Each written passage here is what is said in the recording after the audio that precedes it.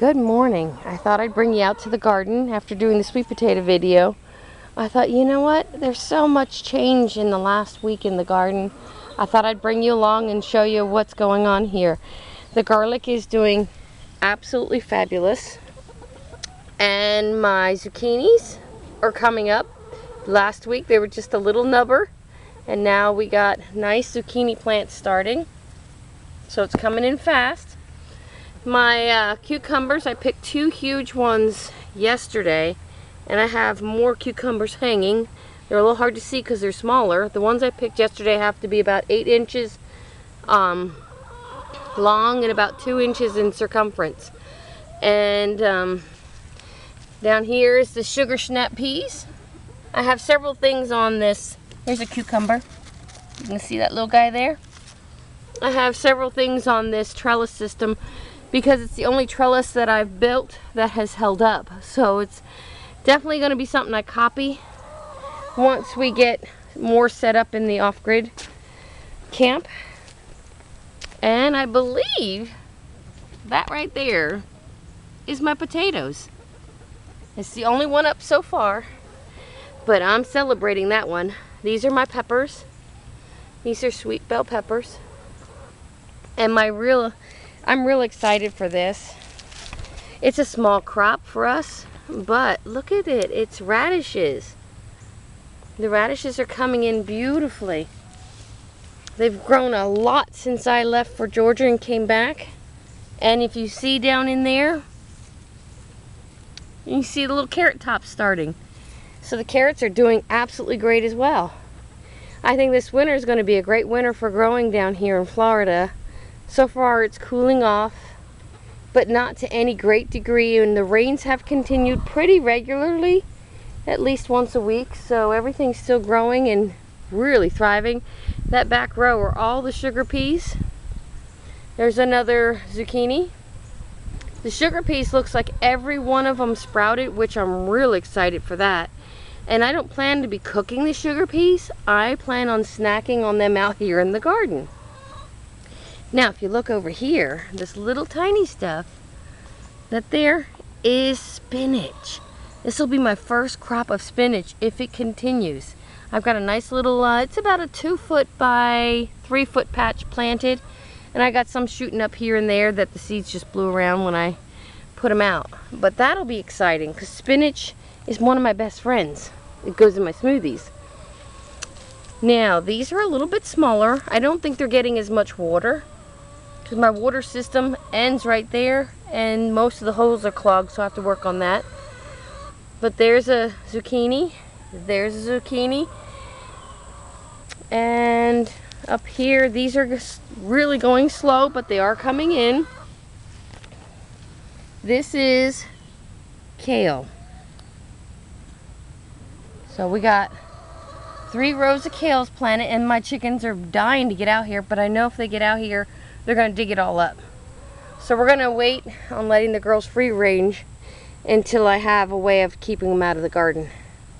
Or until the garden's big enough that it's not a big issue, which has happened before. And then my other success is, see if you can see that, that's my cabbage. I started them from seeds. They have their 2nd set of leaves going on their 3rd set of leaves. And I've transplanted 1, 2, 3, 4, 5, at least 5 that I can see, but some may have disappeared to whatever critters roam in here at night. And then my beans. These are all bush beans.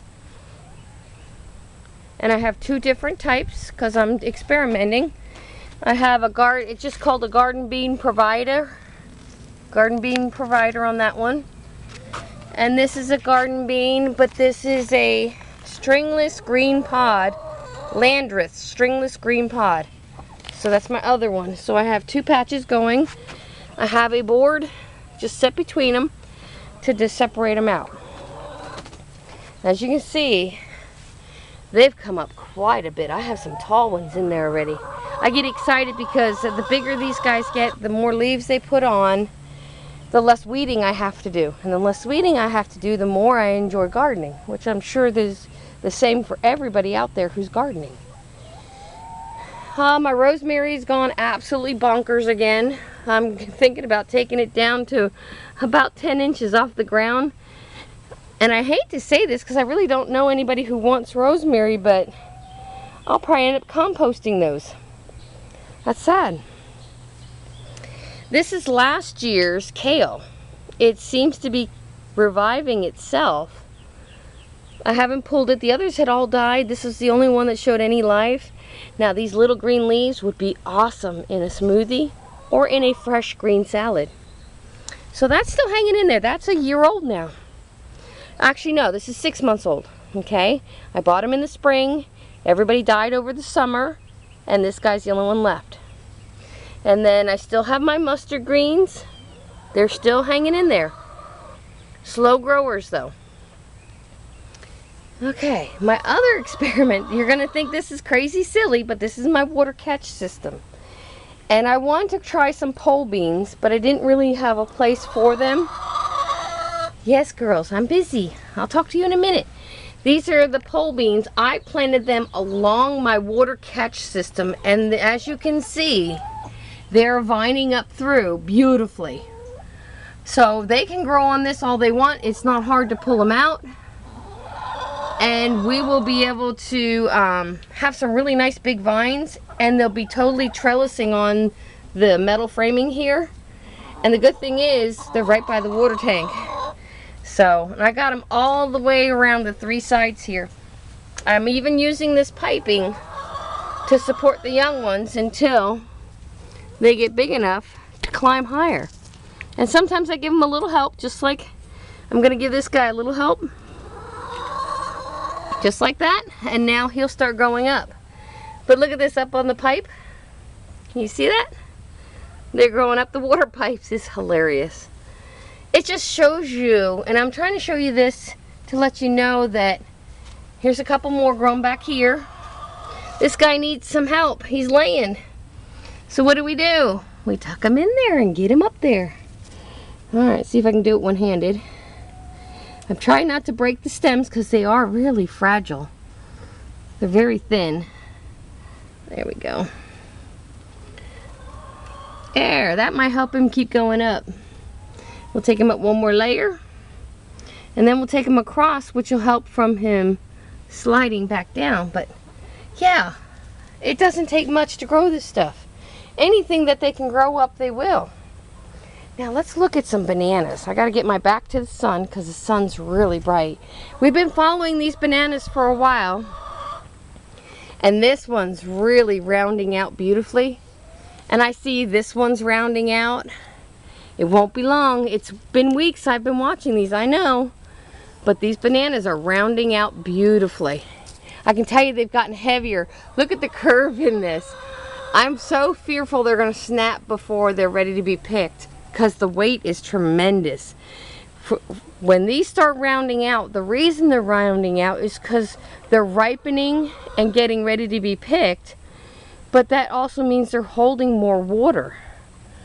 So this here is this year's new baby.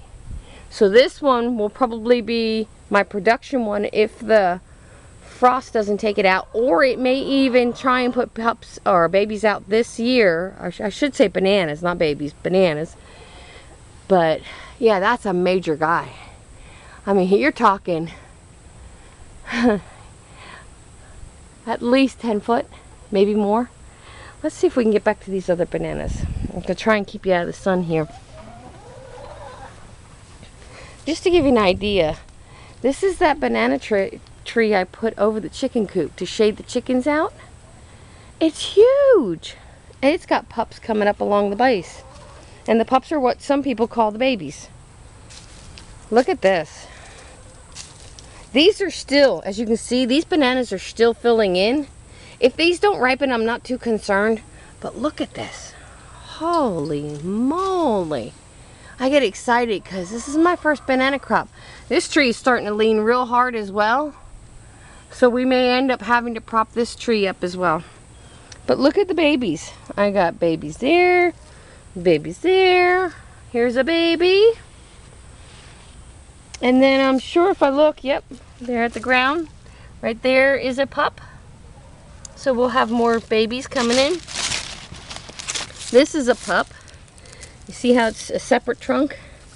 And it's only, right there is the top of this one. So that's a nice pup. That one, if I could separate it, which I probably can't because it's so close to Mama here, but that would be a great one to separate and move to another location. This is another, this was a young one this year. Just to give you an idea, that's my hand on the trunk. It's big. I have to cut out my saw palmetto a bit, but this might get bananas this year yet. I hope not, because it probably won't make it. But there's some pups. There's a pup. They're all through here. If you look underneath, you can see the young ones coming in by the mamas. Lots of baby bananas this year. Right there's one. My goal is to start moving these. I'm going to move them back away from the porch a little bit, but not by much. And I'm also relocating some to our off-grid property. One of the interesting things is, when I get going on these videos, I get rambling. Look at these bananas. Now these are a totally different banana. You see the leaves are not near as big. The plants aren't as big. Even the trunks are not as big. These may end up being the fingerling bananas. I'm not real sure. So they're definitely a different banana. But then down here, this is supposed to be the Kavanaugh banana. I haven't had much luck with these guys at all. But they are, it seems like, I've started doing the chop and drop, and it seems like these guys are finally starting to kick off. I've had them almost 3 years. And 3 years into this with these particular, what's left is 2 trees. I'm finally getting pups, which are the babies. So we have a pup here, and we have a pup here, and I think there was one on the other side. Nope, nope. If there are, they're hidden. Nope. Sometimes they hide underneath Mama's leaves too, but yeah, a lot going on here. And just to give you an update, this is my mango. You see the purple leaves are all new growth. I am about 5'5". This has got to be about 6 foot tall now. Up here, that's got to be about 6 foot tall. And I have a beautiful branching started. Look at that branching. Love it. And then there's a branch down here.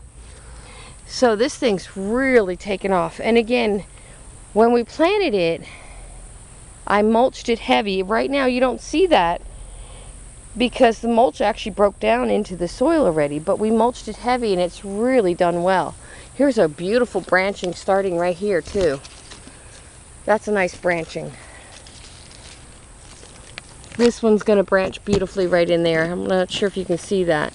Yeah, these are going really good. If it gets much taller, I want these branches and I want the trunk to develop some really nice ability to withstand winds, because we are in Florida, we do get hurricanes. My plan is to top this tree, which is going to break my heart to do it, but it will develop a stronger root system and a better trunk system.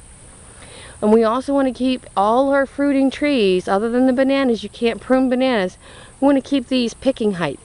It doesn't pay to have a 20-foot tree if you can't get the fruit off of it. So prune the trees that you can safely prune. This is my loquat. She's doubled in size since I put her in the ground. This will be one as well. When it gets to be that size of that mango, you see the mango and the loquat. You see my hill, it's very steep, which is why I'm putting trees out here. When that one gets higher and starts branching, then I'll start topping it as well. We got a citrus tree. We got a lizard. Hey, little lizard. Your little lizard. Oh, he's gone. This is not doing as good. It's like got a mildew on it, so. But, and then we got another loquat. The loquats are doing very good, which I expected them to. They're a pretty hardy plant overall. My biggest hurdle is taking care of them. This is the edge of my yard, and it's definitely got some issues here with erosion. I'm hoping this tree will help hold that in place. There's another citrus tree. another citrus tree, and I have a stand of bamboo growing, which I'm now second guessing. Do I really want bamboo? But I have them. These are blackberries. They are the thorned blackberries. So it was, again, they were free. It's an experiment, so I went with them. But I'm really rethinking, because when you got a weed around them, unless you put long sleeves and gloves on, it's hard. And in Florida, it's even harder. I'm propping it up. I don't want to step on them. Okay, that's my update. As you can see, it's a beautiful day to be in Florida. Thank you all for following. Like and subscribe, and I'll be posting some more updates as my plants grow and I put more trees in. Have a great day.